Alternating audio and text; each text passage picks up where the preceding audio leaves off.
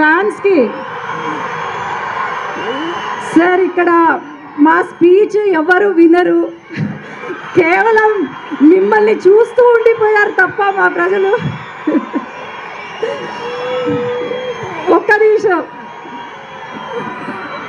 Sir, మీ fans ఎంత popular అంటే ఇక్కడ మేడం వాళ్ళ అభిమానులుగా దేశభక్తులు, మీరు మాట్లాడండి.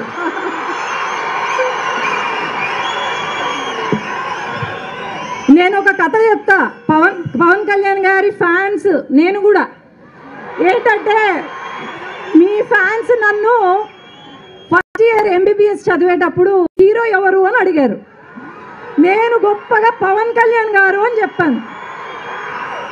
అనగానే ఒక 100 మంది నా చుట్టూ ముట్టేశారు.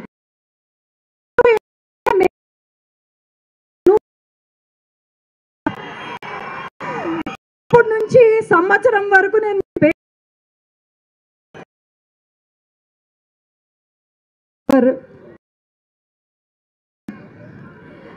రాజకీయము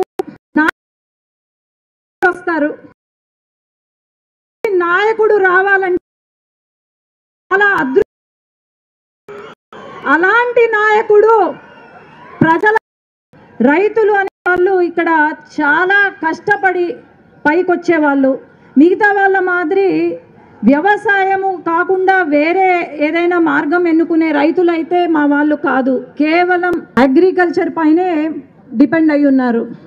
అలాంటి రైతులను ఆదుకుంటున్నారు అంటే అది కేవలం మన రాష్ట్ర ముఖ్యమంత్రి నారా చంద్రబాబు నాయుడు గారు, అలాగే మన ఉప ముఖ్యమంత్రి పవన్ కళ్యాణ్ గారు తప్ప ఇంకెవరూ లేదు. నేను సెంట్రల్లో కూడా నేను ఎక్కువ తలుచుకోలేదు సార్, మీకు కొన్ని విషయాలు చెప్పాలనుకుంటున్నా.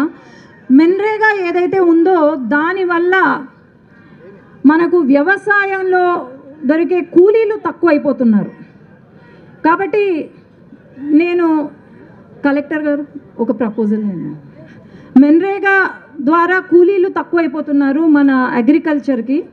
కాబట్టి మెన్రేగాను ఇంటర్లింక్ చేయండి ప్రపోజల్ ఉంది.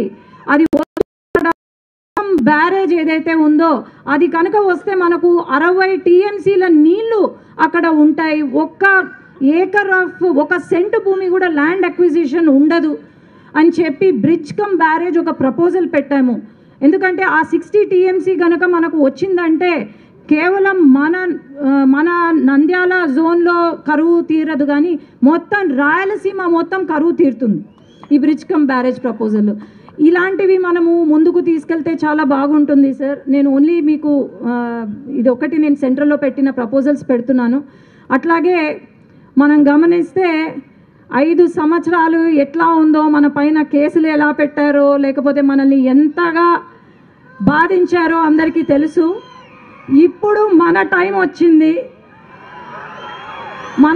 వచ్చింది కాబట్టి మనం బాగుపడి మన ఊరిని బాగు చేసుకొని, అట్లాగే మన శాసనసభ్యులు చెప్పారు కొనిదెల గ్రామం ఏదైతే ఉందో అది నా సొంత మండలము, మీరు దత్తత తీసుకుంటారు అని నేను అనుకుంటూ ధన్యవాదాలు.